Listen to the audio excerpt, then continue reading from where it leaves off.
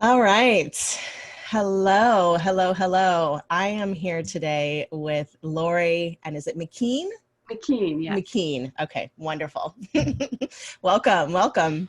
Thank you. It's wonderful to be here. Yay. Excited, excited for our conversation. Yes, me too. Me too. Always so rich to hang out with you and talk yin. It's just such a great Yeah, subject. anything. Yeah, absolutely. So I'm going to read Laurie's bio really quickly, and then we will dive right on in. So Laurie helps successful women entrepreneurs and leaders who are overwhelmed and stressed to utilize the power of the feminine yin energy so that they can work with more flow, ease, alignment, and impact. This is the focus of the Yin Power Method that she created. It's based in energetic principles that she's refined through her 30-year history with the Chinese energetic movement arts of Tai Chi and Qigong, and also as a Chinese medicine practitioner and acupuncturist. Her passion is teaching women to unlock the power of their internal energetic structure and the integration of mind, body, heart, and spirit. When all of those aspects are in relationship and accessible, then we tap into true wisdom. And when we further align this internal structure with those of the earth and cosmos, well then, watch out, world. We become unstoppable. This is the ultimate leveraging tool. Yay. Yes, absolutely. Yay. So tell me why the focus on yin. Well, it's for one, it's a paradigm, it's a model that I work in, coming out of this long, decades long history with, Chinese concepts and Chinese medicine and Tai Chi and Qigong, these energetic arts. It's a paradigm that I've been steeped in and I find really useful. We all find different paradigms that make sense to us, different models that make sense to us. And I love this one because it's based in that yin yang symbol, right? That yin yang symbol. I was going to have one to hold up. Which for a lot of us, and for me for a long time, was just kind of like something that people had on jewelry or tattoos. It was like, yeah, it's one of those like hipster things, right? Right. But then when you really go deep into what that symbol means and represents, it's pretty amazing. And when there's so much talk right now about kind of the polarities and how we blend polarities and how we work with polarities, most women are talking about it in terms of masculine and feminine, and the masculine and feminine energies. And the yin and yang energies have tremendous number of overlaps to the masculine and feminine, yin being more associated with the feminine and yang being more associated with the masculine. But what I like about the yin yang wording instead is it takes out a little bit of the cultural baggage that we have around masculine and feminine to begin with. That's important. It is. It neutralizes these two energies because yin and yang, there's no association of good or bad with them at all. It's really historically they came out of, at least the oral tradition is, I mean, it's thousands of years ago in China. The story is that they first came out of describing the shady side of a valley and the sunny side of a valley, just that it was based in nature. And yin and yang are very much based in nature, like many of the models that we use in Taoism and philosophy and Chinese medicine. So I like that part of it. I also love that the yin yang symbol itself shows how the two are interrelated. Right. There's so much movement between the two. There's so much harmonization, and those little dots, like the white dot and the black dot and the white, those little dots are indicate that the seed of one is in the other, meaning that they really they generate one another essentially, Yeah. and they're completely entwined and integrated. So I love that model, and that's one of the reasons I use it. I love it. I love it because I agree with you. I think even when we speak about, you know, we all have masculine and feminine energy in us, and some of us have more of the feminine and masculine, like that feels good around this current culture about gender fluidity, right? That I can kind of be in one or the other, and it's okay because I have them both. But I love the way you described the yin and yang being nature-based, Yeah. without the cultural baggage, stigmas, stereotypes, etc., kind of thrown in the mix. I think that's actually huge. Yes, yes. And at the same time, we have to address how those cultural stereotypes Exactly. overlap into the yin and yang, but it's a nice neutral for, you know, a model to start out with. Yeah. Yeah, Yeah. absolutely. So what would you say is some of the baggage that's been thrown into yin? Why, you know? Well, there isn't much baggage that's been thrown into yin. Okay, into the feminine. Thrown into the feminine. Yes. And it's interesting. And actually, Michelle, I'm going to start out just kind of telling a little story of my life, because that, I think it's well, your question is integrated into some of my story. Because you know, as I look back, and it's really fun to kind of piece together themes, you know, themes of my life. And I look at the themes of power and themes that involved, you know, masculine and feminine, and how power was expressed out of those energies for me. And in my childhood, it's really interesting. One of the first memories I have, you know, because I don't remember a lot from my childhood, but one of the core memories I have was, you know, I was a real tomboy early on, and we lived in a rural area. My dad was a veterinarian, and he worked with a lot of ranchers. And so I was out at this ranch with him, and my brother was there too, my younger brother. And the men he was working with said, "Oh, you have such great boys," you know. So they had identified me as a boy. And I was like, "Dad, don't tell them I'm a girl. Don't tell them." Like, and it's like, I look back at that, it's like, what was that that I felt that it was so important, and I felt honored to be identified as a boy from these men. Right. And so I really, you know, I reflect on that, and I think back, you know, this was probably the early 70s. It was, you know, I think early on I realized that in our culture, men have more power. They have more, boys have more freedom. They had more fun, you know, and I could see that. And, you know, I was in a very, you know, a kind of a tomboy body to begin with. I didn't have the typical, like, you know, the stereotypical feminine little girl body. I was a chunk. I was strong.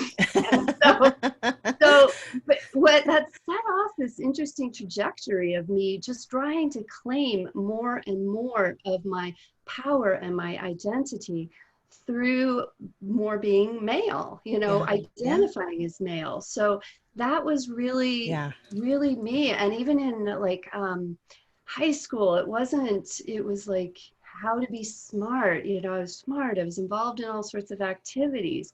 I wasn't like the dateable girl. I was the one winning district titles in the shot put, and breaking records, school records, competing and tracking the shot put. So I really just started developing more and more of that kind of masculine identity, searching for power in my life. I love that you shared that, because I know that was definitely part of my journey. Like, I think it was maybe even after high school that I really started to sit down and think about this process that, you know, my dad taught me how to fix my car, how to change my oil. You know, I was definitely praised for being kind of a masculine girl in that way of like, look at her, she can do this. I was a bodybuilder at 18. I can so relate to that kind of messaging of like, yeah, but the boys have the power, they have the fun.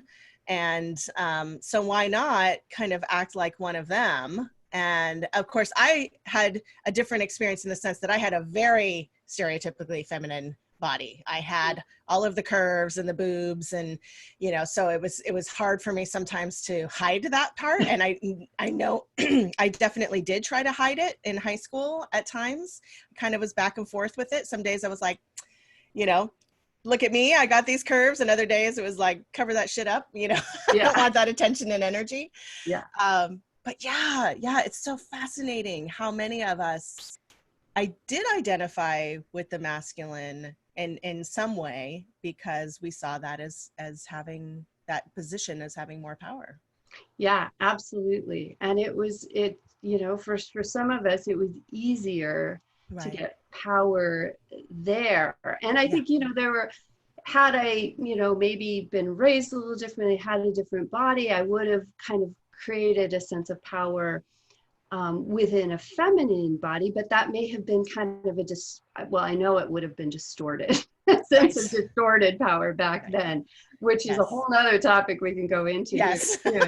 But it's interesting because after high school, I kind of went, you know, I continued and then went to college, and where I found feminism and, you know, really dove in. I was like a women's studies major in college, and just kind of dove into that sense of fighting against the patriarchy. Oh, this is wrong. And really sourcing power from fighting against something.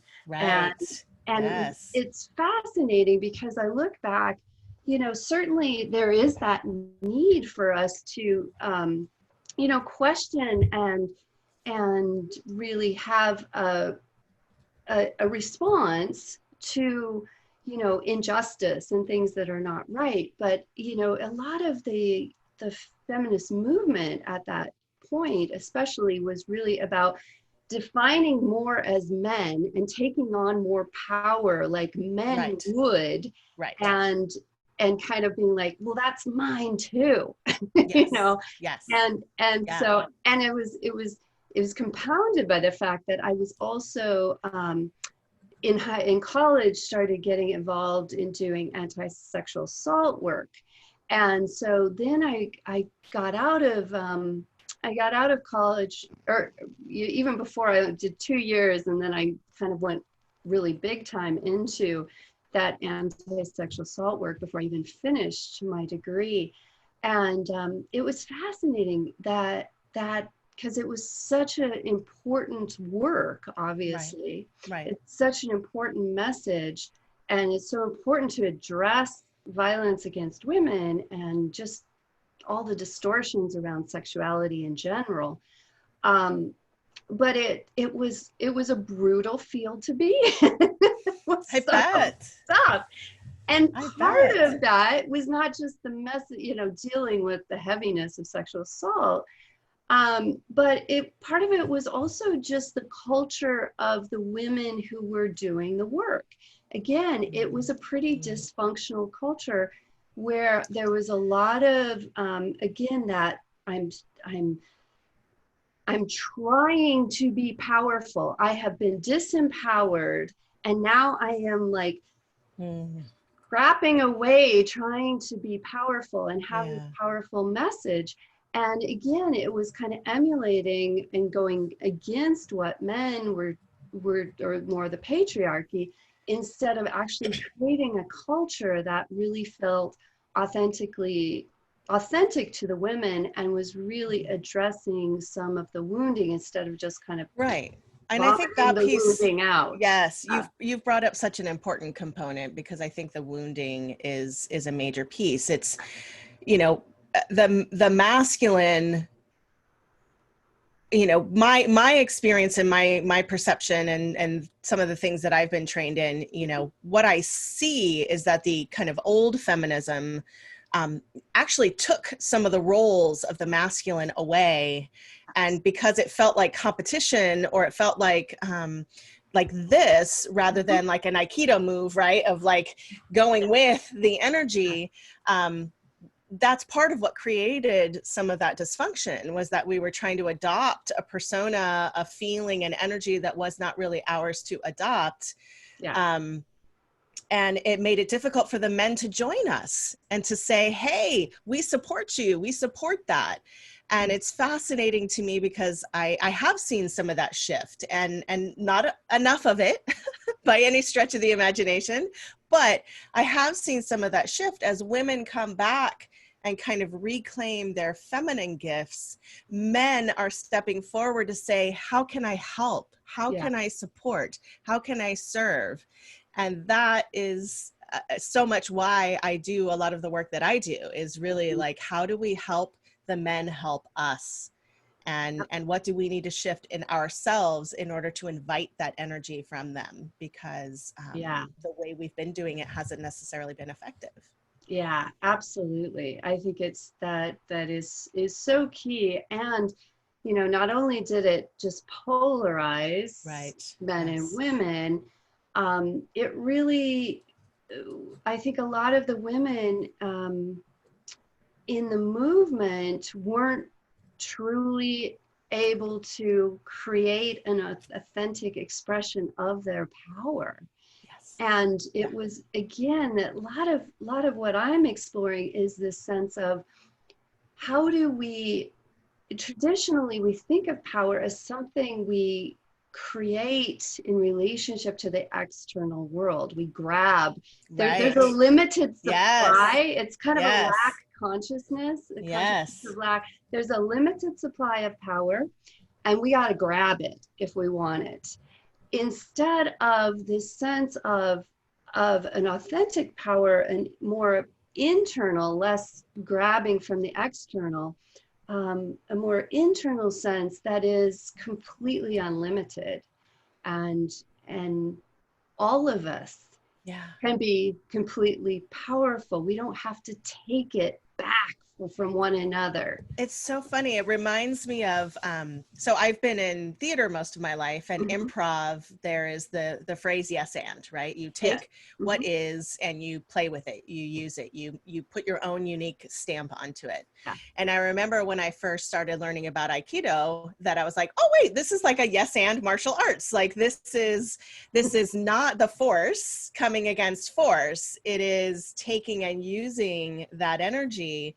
And when you say that, it's like, I remember an instructor saying, you know, the goal is not to fight. The goal is to walk down the street knowing that you have the ability to fight if you need to. And just walking in that energy, other people leave you alone. They don't want anything to do with you. You don't present as a victim. But you're also not asking for it. Like you're not doing a like mad dog in the person across the street to invite that aggressive energy toward them. And I love that idea that when it's internal, it radiates outward. Like we don't have to do anything about it. It just is, and it naturally radiates out from us. And it's a huge, I mean, I think it's a huge missing piece for so many people, is that really power, authentic power, is first sourced from within. And of course, you know, external reflections from the world and systems and culture obviously influence that, but you can and can help develop it. But ultimately, it is an internal job and an internal sourcing. And I love, you know, that's one of the great gifts for me of my Tai Chi practice, which again is similar to Aikido, not exactly the same, but Tai Chi is known as, quote unquote, an internal martial art. I think Aikido is known as an internal one too, but even that, even just the fact that they're known as that shows that their power comes from the inside, Yeah. just as Yeah. really our power does as beings ultimately. And you know, there are so many ways to develop that internal power, and for me, playing with the energetic structure of the body that is there in kind of the Taoist concepts, as well as the practices like Tai Chi and Qigong that have come out of the Taoist philosophy, resting in and first developing and then resting into a sense of that internal energetic structure that is so powerful. And you actually alluded to that in my bio. I think, you know, right at the end, I was talking about, you know, source aligning within and feeling the power, and then to source outward into not like power from other people, right. but power from the ultimate power banks, which is the heavens, the cosmos, the divine, whatever you want to call it, the universe, the quantum field, whatever that is, the great mystery, and the earth. When we can tap into those and align those in our own energetic matrix, that's like, bam. So Watch tell out, us, world, I said. yeah. So tell us what, so I want to actually start from the outside and go in. So Okay. when someone has been, you know, doing these practices, is in touch with their inner power, they've come back to center, they're connected to, you know, whether it's their chi or their whatever that is for them, and what does that actually look like in the outside world? Like, how would you recognize someone who is walking with that sense of internal power? Interesting question. Yeah. What comes to mind is just a sense of inner peace would be the most tangible. I mean, it's not super tangible to see from the outside, but you know, somebody who really has a sense of like just being happy and peaceful and fully expressed in the world, versus somebody who's, you know, because this gets tricky, because you see then the people that are like, oh, I'm so peaceful. Yes, I'm really peaceful, and I'm expressing myself, and you know, and there's this presentation of inner peace and attachment to inner peace that comes out that is not it. Right. That's or the spiritual bypassing. I am so peaceful that I no longer feel anger. I don't feel anything other than rainbows and unicorns and happiness. And yes. And to me, and actually in my program, and this keeps getting further developed. I mean, because I think it's such a core piece, is the first thing we do is not learn the alignments and go into, you know, connecting with the universe and the earth and all of that. First thing we do is move energy, because people do not know how to, they have so much stuffed inside.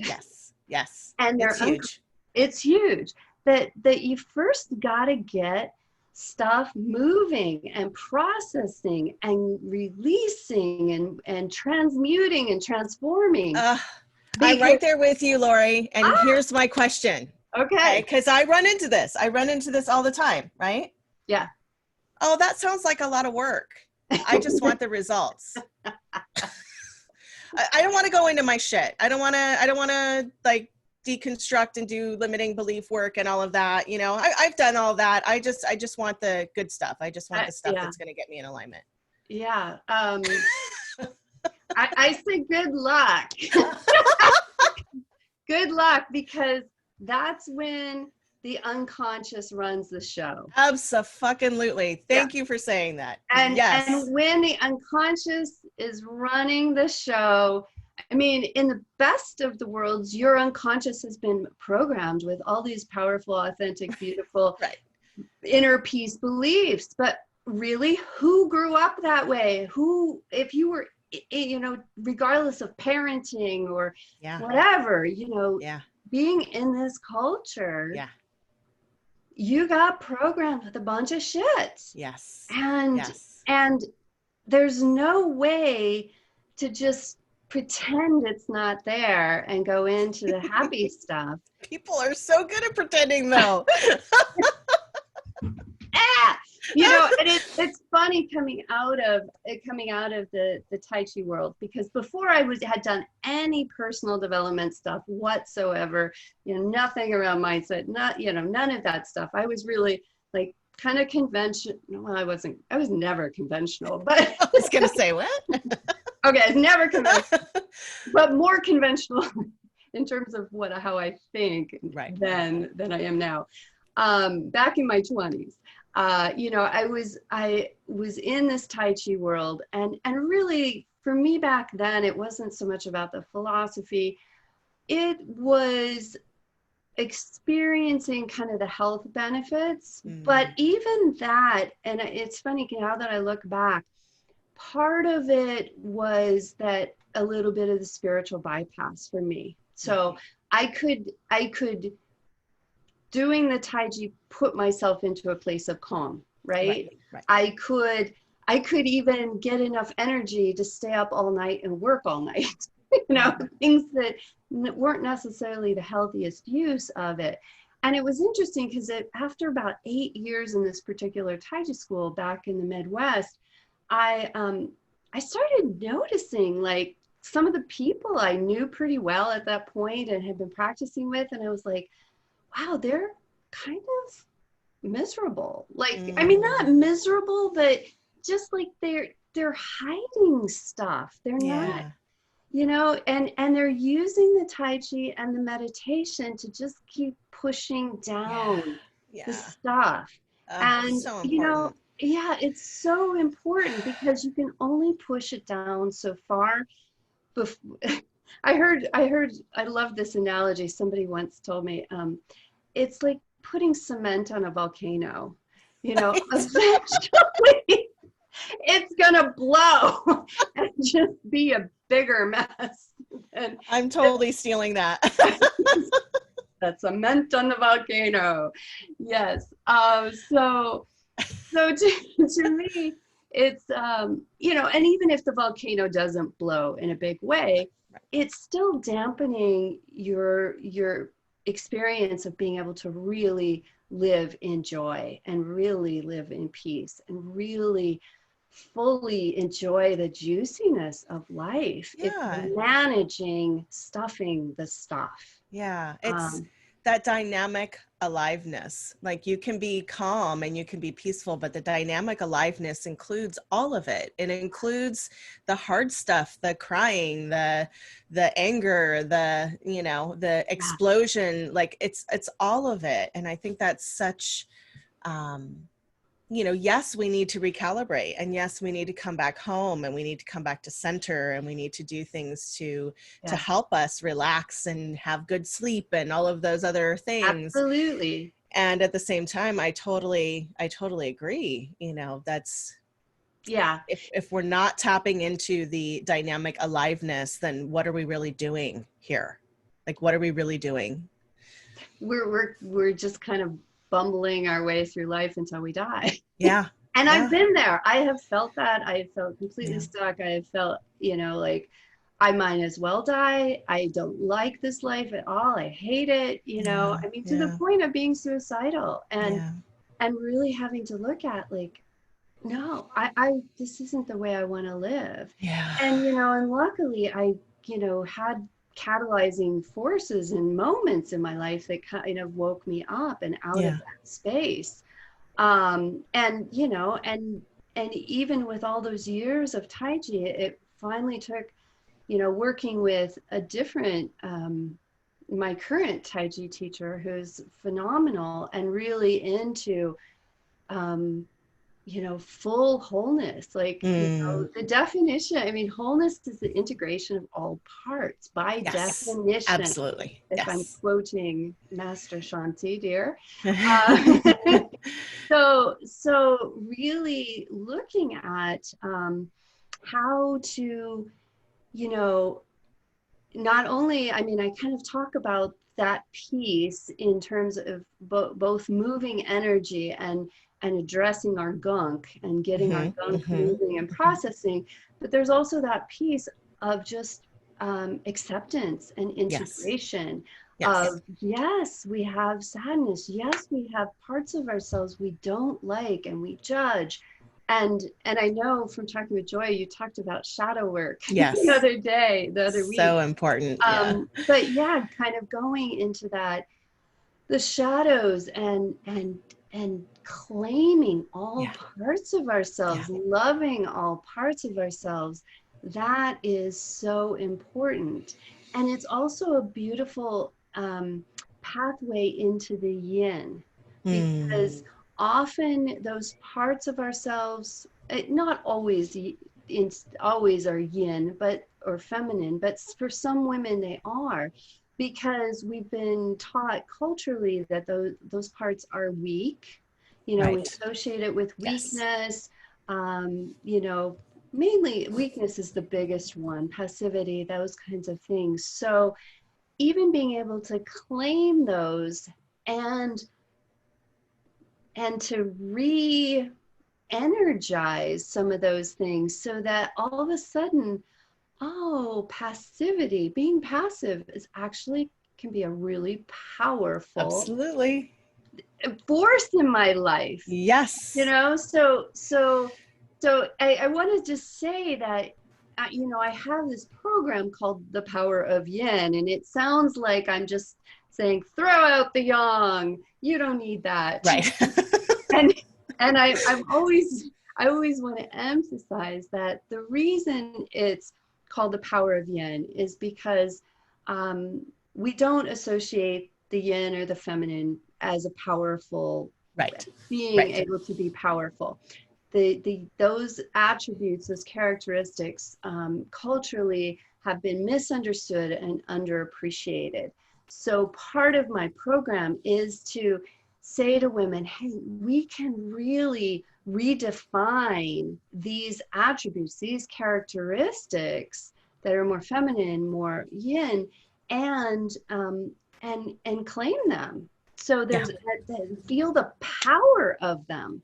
And then the program goes on where we start to harmonize the yang and the yin and see how the two work together within us, within a dynamic, not necessarily with a partner, but really within us. How does the yang support the yin? How does the yin support the yang? Yes. But until we have an empowered yin, the yang will, by definition, if the yin is weak, the yang by definition will, even if it's not a toxic masculine, it will be out of balance. It will be out of harmony and express in kind of distorted ways. Yes. So the two have to be really coming together, in a powerful, authentic, powerful connection in order to harmonize.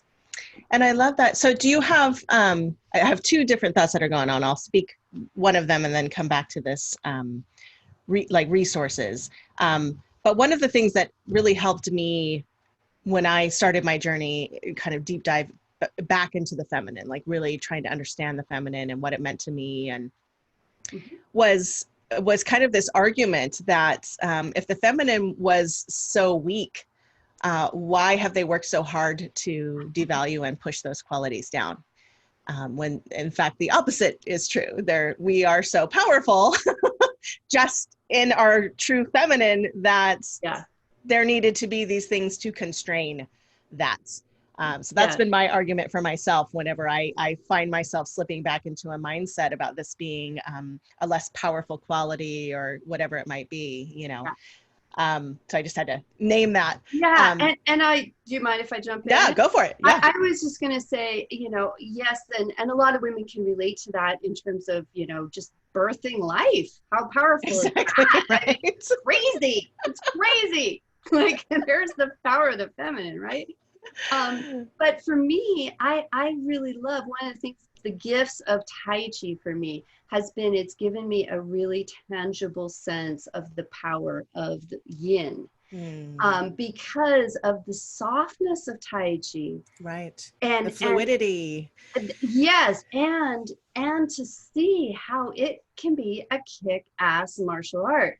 Like, the woman I study with now, I mean, she's this little, 60-year-old, and is very attuned to how to create the dynamics of receiving, and how receiving energy from somebody can then create energy that can be expressed. Yeah. And so in Tai Chi, when we're receiving a push or a force, it's not about trying to get that push away from us, or it's not about trying to get that person off balance. It's actually like, hey, thank you for that force. I'm going to take it in my body, ground it into the earth, and then the earth is going to go, yeah, boom, baby. It's like, come right back.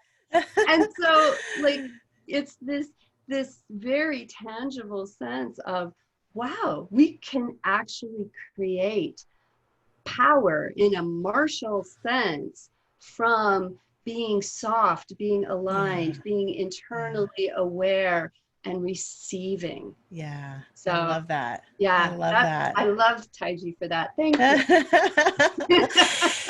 So my question is, for people who are listening to this, who are like, oh, I want to know more about yin energy versus yang energy. Like, what is something that you could direct them to, so that they can learn more about like what those qualities are, and kind of take that cultural conditioning piece out of it to really look at it from that nature-based perspective? Yeah, it's interesting because, of course, my program comes up. I'm like, is there? Definitely. I'm trying to come up, yeah, and so certainly, I have offered a bonus for this people watching this interview. Beautiful. Yes. To work with me for an hour for free. Yay. And I took a cue from you, Michelle, from an interview I watched with you. You'll schedule, you'll actually pay, but then when you show up and complete the hour with me, then your money will be refunded. Beautiful. Just so I don't end up, with people not showing up and an hour put aside. So so that link is in the somewhere with my bio. It's on the membership page. So once you are on the membership page, you have access to all of the juicy freebies that people have been offering in this interview series, which is amazing. Yes, thank you. So yeah, I really encourage women to take advantage of that, because this is not me selling you something or just talking to you. We're going to go into your particular situation and come up with some even like at least three different exercises and things you can do to basically create a more powerful expression, an authentic expression of yourself, more based in the yin, more based in the internal. So, and I do have a Power of Yin program, Power of Yin method. I also teach just Qigong classes that teach a lot of these things as well, that are both men and women. Other people I would really recommend checking out is Rachel Jane Groover, The Art of Feminine Presence. We have a lot of overlap, not totally, but there's another. She's Australian, right? She is Australian, but she lives in Colorado now. So yeah, I've learned a lot from her and really value what she's doing. Claire Zamet has a little flavor of it too with her Feminine Power program.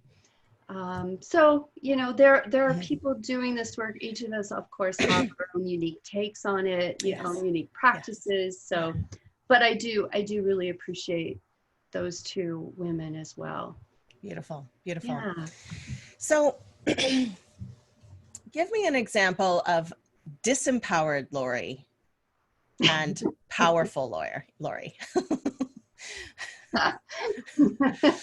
Oh, that's fascinating. Um, like from this morning or no? I could be.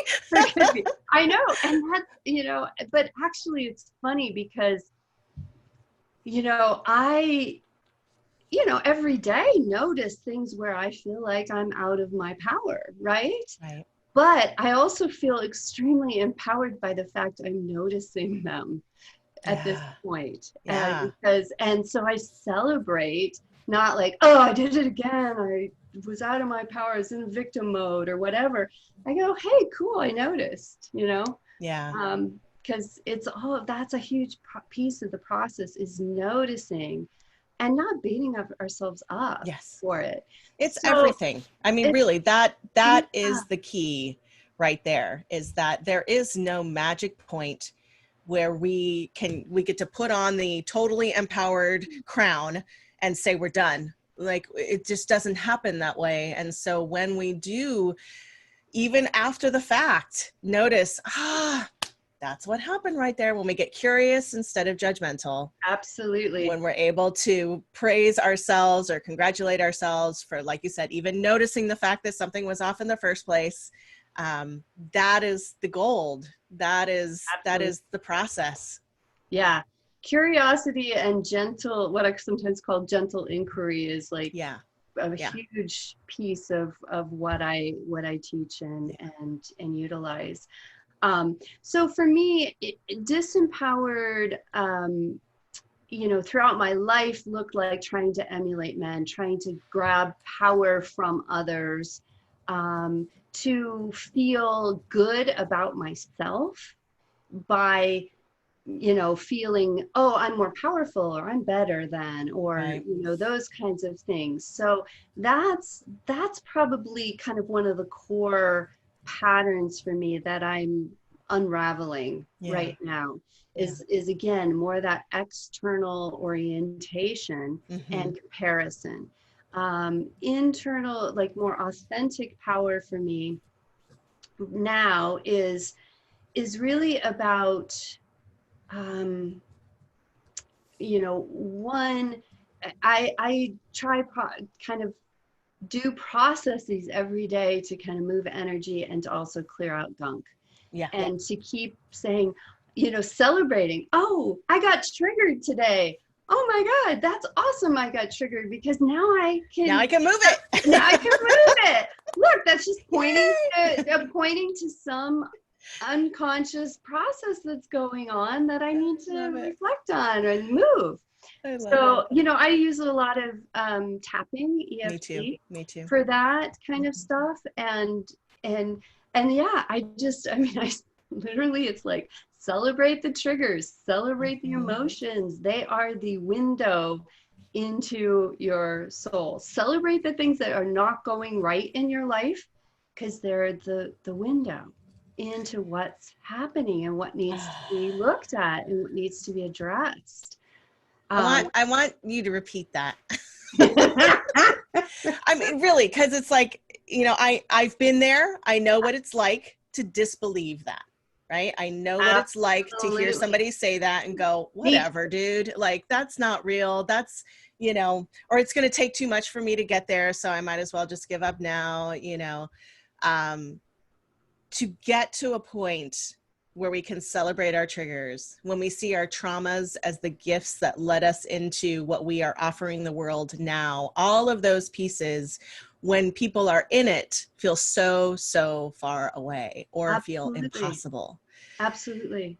So repeat it again Yeah.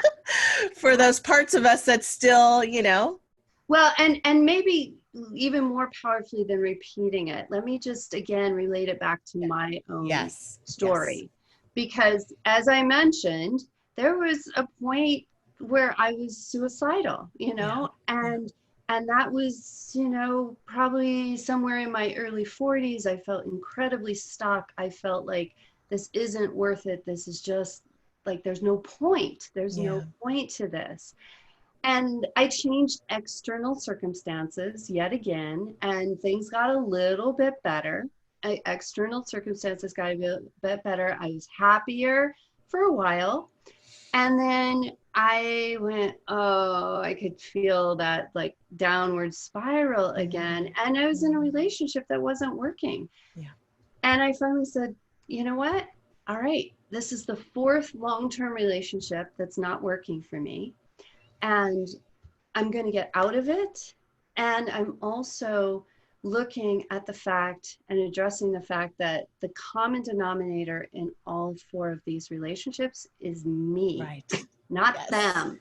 And this is like, I mean, I was flip-flopping. I mean, this was like, you know, one of them was a long-term relationship with a woman. You know, you'd think that, okay, I'm not having success with men, I'll certainly, it'll be easier with a woman. Right. No. And then I flipped back to a man. You know, it's just like, change your external world, you know, to change. Yeah. And so really it was about 2017. And I actually have a little Year of the Fire Rooster poster on my wall still, because that was the year, Chinese year 2017. And it wasn't that long ago where I said, fine, I'm done with this. I have to go in. I have to do something differently because I can't keep this pattern up. Yeah. So it really hasn't been that long for me. And now I am at a place where I can really fully, honestly say, yes, oh my God, life is so much fun, even when it sucks, quote unquote, because something went wrong. There was some trigger or there was some, you know, conflict. I can really celebrate those now, partially because I've taken the time to develop tools to transform those triggers, transforms those icky, stuck places into like gold. Yeah. So, I love it. It doesn't take that long, but yes, you do have to go in. Yeah. You do have to we just can't avoid it. It's just, as much as we try, as much as our society encourages the quick fix, you know, we've got all these gurus online and we're like, oh, 7 weeks and blah, blah, blah. And it's like, that's great. But after that 7 weeks, when you get that thing, then what? You know, it's like people who win the lottery and end up being, you know, in debt. Yeah. Because they won the lottery. Like you have to change how you do things. Absolutely. You have to look at the shit that gets stirred up when these things come to you. And if you're not doing that work, you know, 9 times out of 10, we end up right back where we were. Totally. You know? Yeah. And, you know, the last 4 years hasn't been a bed of roses for me, you know, and I mean, people from the outside would look at some aspects of my life in the last 4 years and be like, oh my God, like her life sucks. But it was beautiful. I mean, because I really hit bottom financially through all that. I mean, I know I've seen interviews too where people are like, my life is so wonderful and it's great. And you're like, yeah, well, you probably had a great life to begin with, right? You know? And mine, you know, I actually, you know, I was so passionate about figuring this stuff out that I, you know, was living in substandard housing just because I was like, I'm going to really focus my resources on, you know, creating a different life for myself. Yeah. And I don't regret it one bit at all. I mean, I know we spoke not that long ago, and what it really feels like, having known you, you know, what was it, like 1.5 years ago that we met, or almost 2 years ago? 2 years ago, I think. Yeah. Yeah.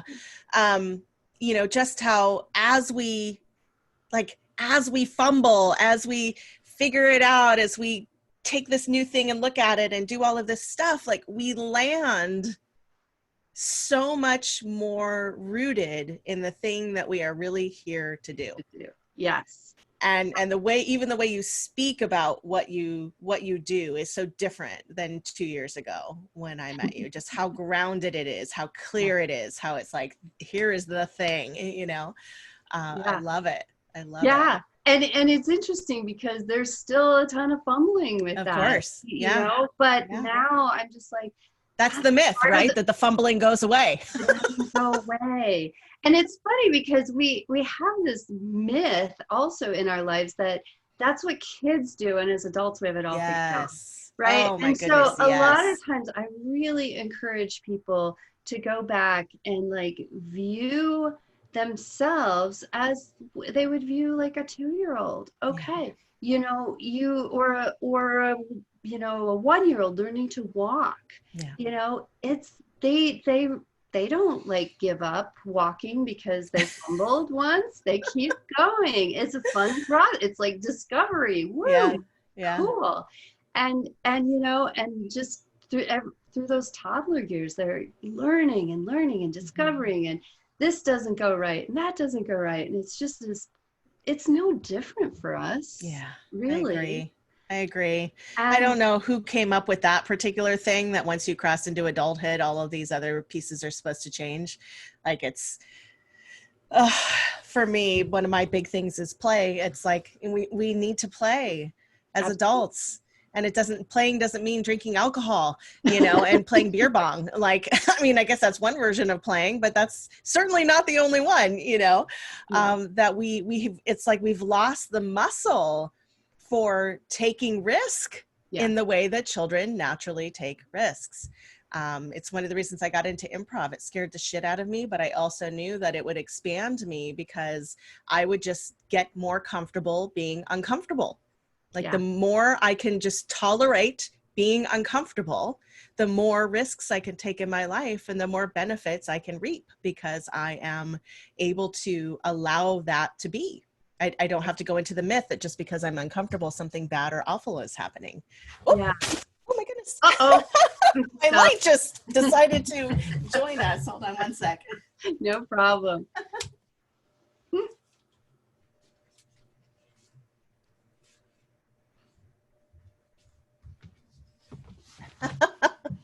Well, and the fun thing too about discomfort, you know, and I would from what you said, Michelle, you were like tolerate uncomfortable, and I would encourage all of us to not even just tolerate uncomfortable, but to be able to rest into it, rest into it. And this is a fun practice I do every day in the shower, because I find that, again, this just more about the polarities of yin and yang.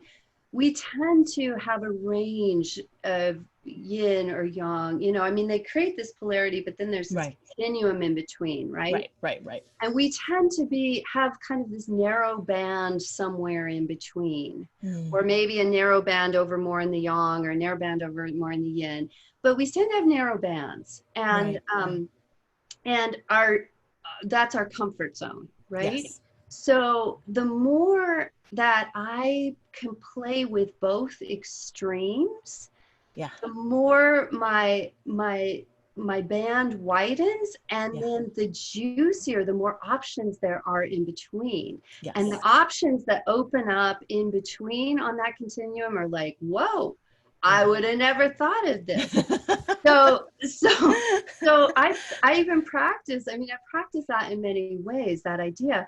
But in the morning, like I'll take a shower and I'll have it hot for 10 seconds, and then I'll go cold all the way for like 10 to 20 seconds. Then I'll go hot, and then I'll go cold. And I do not like cold. I don't either. I do not like cold. But it's a fascinating thing to then embrace the cold and rest into the cold. It's a great practice to not have to resist it, to fight it, and to go, oh, I'm okay, even though my nervous system wants to fight it right away. My unconscious wants to fight it. My sympathetic system wants to fight it and go, protect. When I can go, oh, I can have a little more influence over this system right now, influence over my sympathetic system, my unconscious, and just allow myself to relax and rest into cold. then we start, I mean, to me, that's the ultimate I love empowerment. that. No, it's great. I remember doing that in the first time I ever went into a steam room. Mm-hmm.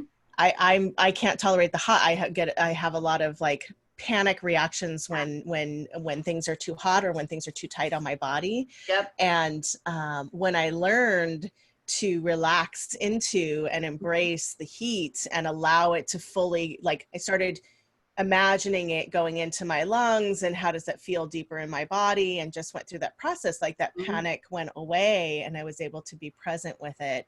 And then I started to actually crave kind of going into Yeah. the steam room because I wanted to continue to build my capacity.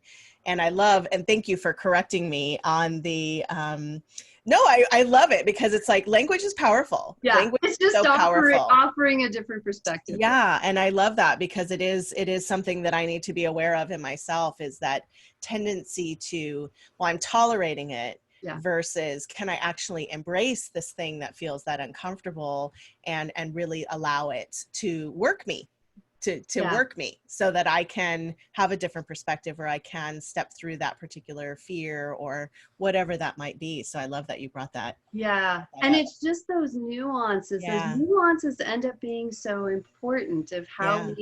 how we interact with the world, whether, you know, we're thinking of it as a, "Oh, I have to do this, it's good for me," you Yeah. know, that kind of thing. Because I think we put so much pressure on ourselves, Yeah. like, you know, I should be doing this, I should be doing that, you know, I have to try this. Instead, the nuance of, oh, this is something new to try out, to explore, to Yeah. embrace, Yeah. you know, that I think is a powerful shift, even Yeah. though it's just a slight shift in perspective and vocabulary. Yes. It Yes. can I have a agree. huge difference, make a huge Yay. difference. So yeah. Oh, Laurie, this has been so wonderful. I We know. should do it again. Let's do it again tomorrow. No. Yeah. Yeah. So just any last nuggets, any last thoughts, Mm. closing remarks?